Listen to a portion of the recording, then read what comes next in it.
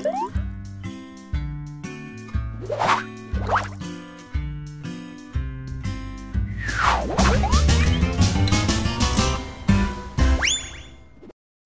MBKM UPU, Merdeka Belajar Kampus Merdeka.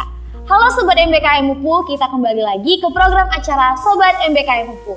Nah, seperti yang udah kita janjiin di episode yang sebelumnya, di episode kali ini kita akan membahas seputar PMM. Nah, apa sih PMM itu? Akan dijelasin sama Bang Diki. Iya, halo Sobat MBKM UPU. Jadi sesuai janji kita nih Mei, di episode pertama kemarin, hari ini kita akan membahas sedikit lebih detail tentang program PMM. Nah, program PMM ini merupakan program yang memberikan kebebasan kepada mahasiswa untuk dapat belajar di luar pulaunya nih Mei. Wow. Jadi kalau misalkan kayak potensi utama nih kan di Sumatera nih letaknya. Mereka mau belajar di Pulau Jawa itu boleh, mereka mau belajar di Pulau Kalimantan boleh, dan lain sebagainya. Hari ini Mei, Bang Diki bawa teman-teman alumni dari program Pertukaran Mahasiswa Merdeka batch kedua. Wah, luar biasa banget jadi ya. Di sebelah saya ini. Boleh dong, sepertinya ada yang tampan dan cantik ya. Boleh dong kenalin diri dulu. Siapa sih dua orang yang tampan dan cantik yang di sini itu? Oke, mungkin boleh dimulai dari kakak ini. Halo Sobat MBKM UPU, perkenalkan nama saya Yulisara Brusnilingga dari Prodi Film dan Televisi. Halo Sobat MBKM UPU, saya Muhammad Aulia dari Program Studi Ekonomi dan Manajemen. Agak ini ya, grogi ya. Habis pulang-pulang PMM terus tiba-tiba dipanggil ke podcast, jadi kayak mau bilang apa nanti ya gini-gini. Saking banyaknya mungkin yang ingin mau diungkapkan. First time. Oke. Jadi ternyata PMM juga bisa membuat kita lebih pede mungkin ya. Oke, gimana nih Mei? Nah, untuk teman-teman nih, abang dan kakak tadi Kak Yogi dan Bang Aulia ya. Nah, untuk masuk ke PMM itu sendiri, kira-kira kemarin itu apa sih proses registrasi yang harus kalian jalanin? Kalau dari info awal tuh saya sendiri itu dari dua info ya. Pertama itu dari Instagram dan kedua itu dari chat WA, dari info kampus ke grup WA prodi masing-masing mungkin ya. Karena saya dari manajemen, mungkin Bu Eka gitu kan. Jadi itu pun supaya berminat orang pada mendaftar, itu pun ada beberapa syarat dari kampus, dari PMM sendiri. Tiap PMM sendiri itu ada beberapa seperti kayak dokumen surat izin dari kampus, surat komitmen, terus transkrip nilai gitu, terus BPJS, domisili, apa lagi ya? KTP gitu, kayak dasar-dasarnya aja lah gitu seperti biasa, komitmen gitu. Jadi semua peregistrasian itu berarti diurus sama Bang Diki sendiri ya? Dari kampus juga sama sendiri juga, karena kan komitmen sendiri kan. Iya benar banget, tapi pokoknya semua itu kalau masalah peregistrasian itu udah paket lengkap lah sama Bang Diki, nggak usah takut-takut lagi ya. Pasti nanti akan saya backup untuk membantu proses registrasi adik-adik mahasiswa yang mau mendaftar lah istilahnya seperti itu. Iya, jadi nggak usah takut bakalan ribet atau gimana-gimana, nggak akan itu. Udah aman semua, jalan lurus dibuat sama Bang Diki ya.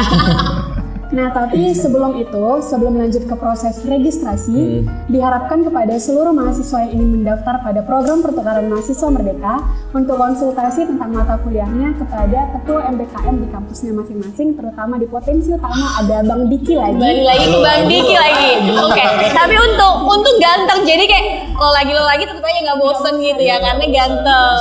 Dan saya tipikal tuh senang kalau ngobrol sama adik-adik mahasiswa, karena kan ya kita kan nggak tahu ya beda generasi atau seperti apa. Saya pengen tahu juga kan gitu. Nah, nih kan kalian udah masuk. Sebelumnya pas masa kuliah itu kebayang gak sih kayak kalian itu bakalan lolos di PMM ini gitu. Apalagi pastinya kalian kan memilih kampus yang kalian idam-idamkan gitu, pengen terjun ke sana tapi memang keadaan belum bisa gitu. Kalau dari aku pribadi, sebelumnya memang ini boleh sebut merek ya kan? Ya, Nah, aku bukan langsung menuju ke kampus isi karena aku tahu nih, ngelihat dengan kuota yang dibuka hanya 60 orang, baru link data studi yang dikirimkan udah melebihi dari kapasitas. Awalnya tuh pengen ke UPM Veteran Jawa Timur, tapi mau ngambil ilmu komunikasi gitu kan, mau lintas jurusan, tapi balik lagi yaudah deh masih semester awal, ambil yang isi aja. Jadi kayak mikir aduh aku bisa lolos nggak ya dengan kuota yang 60 orang ini, udah melebihi kapasitas gitu. Apalagi waktu H-1 udah penutupan itu hampir 100-an orang yang didaftar gitu. Apakah aku termasuk dari satu di antara 60 orang ini? Tapi ternyata lolos juga. Teringatnya kalau Mei kemarin itu dari kemana tujuannya? Kampus. Aku kemarin ke Institut Seni Indonesia Yogyakarta. Oh Yogyakarta, wow ya dari Medan terbang ke Yogyakarta. Gimana kalau Jogja sendiri juga memang dikenal dengan seni ya, keren banget. Istimewa. Kalau ini siapa? Aulia gimana? Aulia dari Universitas Nusa Cendana, Kupang. Kupang itu di mana? Kalau tahu sendiri Labuan Bajo. Oh, Labuan Bajo. Pulau Komodo. Waduh. Di mana itu? Di mana? Di provinsi Nusa Tenggara Timur. Pasti banyak perairannya di sana ya. I think so. Seperti itu. Oke, gimana nih? Oke, nah mau tanya juga nih, gimana sih kira-kira sistem perkuliahan kalian di sana? Apakah kira-kira beda dengan yang di potensi utama dan juga kira-kira culture shocknya itu gimana sih? Gimana nih? Oh, boleh mau yang mana aja. Kalau misalnya mau lebih banyak pengalaman di sini juga boleh, sini juga boleh, nggak apa-apa. Oke. Sistem perkuliahan kalau dibedakan di sini sama di sana itu bedanya cuman saya kan semester 1 sama semester 2 di sini kan masih daring tuh. Di sana udah luring. Itu mungkin membedakan yang pertama itu aja sih. Terus saya jumpa teman-teman di sana, apalagi mereka tuh kayak welcome banget gitu, shocknya adaptasinya juga gampang gitu kan. Terus kalau soal shock gitu mungkin lebih ke cuaca ya. Cuaca di Medan yang sangat panas gerah gitu ya. Di sana juga lebih panas gitu. Di sana soalnya karena langsung ke langit gitu, langit. Oh, lebih panas lagi ternyata gitu ya. Iya gitu, lebih panas. Apalagi di sana tuh kan di pinggir-pinggir pantai, pulau gitu-gitu kan. Oh ya, di Medannya udah panas. Kayak panas banget loh gitu, apalagi di sana ya. Evan, seneng banget gitu. Senengnya itu pasti nggak mungkin sedih sih, pastinya seneng banget. Nah untuk Yuli gimana? Kalau dari saya pribadi sama kayak Aulia, karena semester 1 dan 2 kan belum ngerasain offline di kampus ini. Sebenarnya udah sempat beberapa offline sih, cuman mungkin lebih terasa di kampus ISI gitu kan. Kalau di ISI itu namanya juga kampus seni, mungkin kampusnya lebih open minded. Kalau di sini kan kita bukan hanya kampus seni aja, jadi kuliah pun harus pakai kemeja, pakai sepatu gitu. Soalnya satpam kita kalau nggak pakai sepatu nggak dibolehin masuk. Ya pasti. Dicariin gitu ya. Nggak dibolehin masuk. Iya sih. Nah kalau di ISI pakai kaos aja itu boleh kuliah gitu. Mereka nggak mandang pakaiannya, mungkin karena pemikirannya bagus gitu kan, maju, bukan karena tampilan itu bisa melarang orang untuk mengambil pendidikannya gitu kan. Nah di sana juga para dosen-dosennya kayak merangkul kami yang MBKM gitu. Mereka menyamakan kami dengan mahasiswa-mahasiswa lainnya lah gitu, nggak membeda-bedakan kami, malahan merangkul kami, nanyain sama kami gimana kosannya, gimana lingkungannya gitu. Mereka pokoknya ngebantu kami 100% gitu. Care banget berarti ya? Iya benar-benar nggak dianggap sebagai pendatang kayak benar. Datang langsung dianggap sebagai ayo keluarga gitu ya. Ini luar biasa banget sih. Nah ada nggak sih kayak yang nggak kepikiran nih di sini, tapi ternyata terjadi gitu di sana gitu kan? Pasti kan banyak sih harusnya yang kayak gitu ya, tapi ada nggak sih yang kalian rasakan yang seperti itu gitu? Saya sendiri ada satu momen yang memang dari sini kita mau ke sana tuh yang penting modul Nusantara belajar jalan-jalan lah intinya. Ya benar banget ya. Modul Nusantara ini paling diminati sih di program PMM ini. Iya Dan juga ada satu momen dapat info dari Nusa Cendana kan, bahwasannya Bapak Basuki, Bapak Menteri kita PUPR datang ke kampus, Aula, karena program apa dia? PUPR Goes to Campus untuk membahas infrastruktur di Nusa Tenggara Timur. Jadi bisa kayak bersosialisasi atau berinteraksi langsung sama Pak Menteri itu. Bersharing gitu lah ya. Bersharing gitu. Oke, luar biasa banget pengalamannya. Untuk Yuli?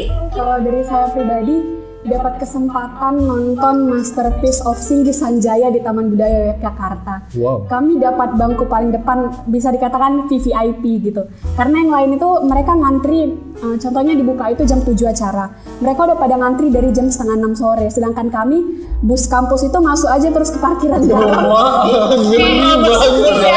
Tahu kan gimana antrian orang nonton konser, kami tinggal masuk aja nih, permisi gitu. Kami langsung dapat bangku paling depan, sedangkan yang lain udah ngantri dari sore, mereka malah duduk di bawah semua. Berasa gitu. First class gitu ya? Iya bener, apalagi kan mungkin dibantu sama dosennya juga, dosennya kayak jalur orang dalam gitu. Dapat hak istimewa. Iya benar. Baru datang langsung kayak diistimewain. Ya, nah ini juga di PMM ini kan terkenal dengan adanya modul Nusantara nih. Sebenarnya modul Nusantara tuh apa sih? Coba di-spill dulu sedikit. Iya, karena kalau kita lihat di Instagram, jalan-jalan, keliling-keliling, ini kuliah atau jalan-jalan sebenarnya kayak pakai travel ya sih jadinya.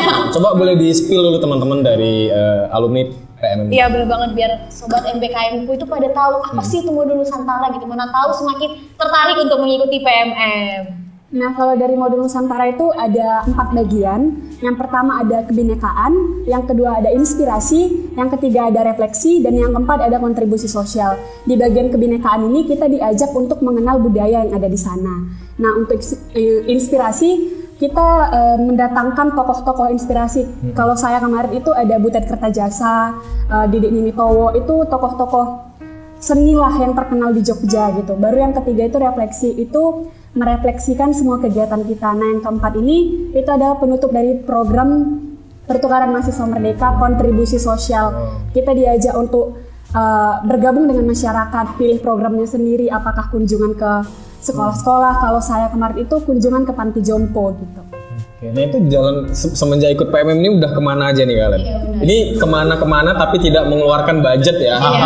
coba kalau dari Yuli kemana aja udah? Kalau saya tujuan itu kemarin datang dari Medan, aku harus melihat Candi Borobudur. Wah, udah ada ya? Candi Borobudur udah. Kemudian Prambanan udah.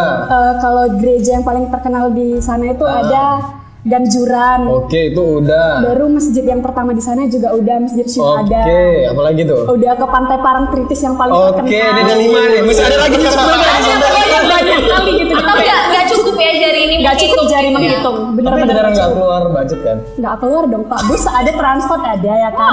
Nasi kota setiap program ada. Paket komplit loh. Kalah nggak rugi. Kalau travel. Bener-bener. Kalau dia gimana? Kami dikit mau kemana-mana. Oke, jadi kami nih di kelompok modul Nusantara itu kan ada per kelompok itu kan. Kami emang khusus Holia beruntung lah dapat kelompok itu karena kami diajarkan bukan untuk keliling aja, karena untuk kekeluargaan aja. Walaupun ada beberapa kelompok yang kayak ke Sumba, ke Pulau Alor atau Pulau Rote di Nusa Tenggara Timur itu kan itu memang jauh-jauh. Kalau kami diajarkan untuk kekeluargaan, kebersamaan, walaupun dekat kita tetap sama-sama gitu. Bener banget. Gitu. Jadi saya sendiri dekat aja tuh dari Kota Kupang. Silakan aja buka Google Map ya. Di Pulau Semau. Oke, masih ada satu lagi di Kota Kabupaten TTS. Itu Kota Soe sama kayak di Medan, Sumatera Utara itu kayak Kabupaten Karo. Dingin, kota dingin gitu. Kota dinginnya gitu. Jadi ternyata udah tempat-tempat yang mereka kunjungi itu udah banyak banget tanpa mengeluarkan biaya apapun ya. Jadi luar biasa budget banget. Ya. Iya, jadi kayak ini udah pokoknya paket travel itu kalah. Nah, dan juga mau nanya nih, dari 1 sampai 10, kira-kira program PMM ini menurut kalian berapa? Penasaran saya juga. Iya, karena kan ini juga bisa mempengaruhi dengan kayak yang teman-teman sobat MBKM UPU untuk ketertarikannya, gitu kan? Karena udah mengalami 1 semester lah kurang lebih. Jadi berapa sih gitu? Pilihannya 1000 bisa nggak? Wah, ini udah menembus batas dinding maksimal, iya benar. Ya. Karena udah memang benar-benar cocok banget lah nih kalau PMM 3 dibuka terus mahasiswa ikut PMM 3, silakan aja lah. Pasti merasakan Evannya luar biasa pengalamannya gitu. Jadi untuk teman-teman mahasiswa yang ada di luar sana yang pengen merasakan ini, jadi nggak perlu khawatir dengan tiket pesawat, biaya bantuan hidup, BPJS ke cover juga ya, luar biasa ya, luar biasa. BPJS ya, sampai kesehatannya pun juga diperhatikan sama pemerintah. Kemudian apalagi tuh, uang kos ya, dapat ya? Uang kos dapat dan bonus ya. Gitu deh. Oke, jadi mungkin udah banyak ya kita sharing-sharing sama 2 alumni dari PMM ini tentang PMM itu gimana dan pengalamannya juga.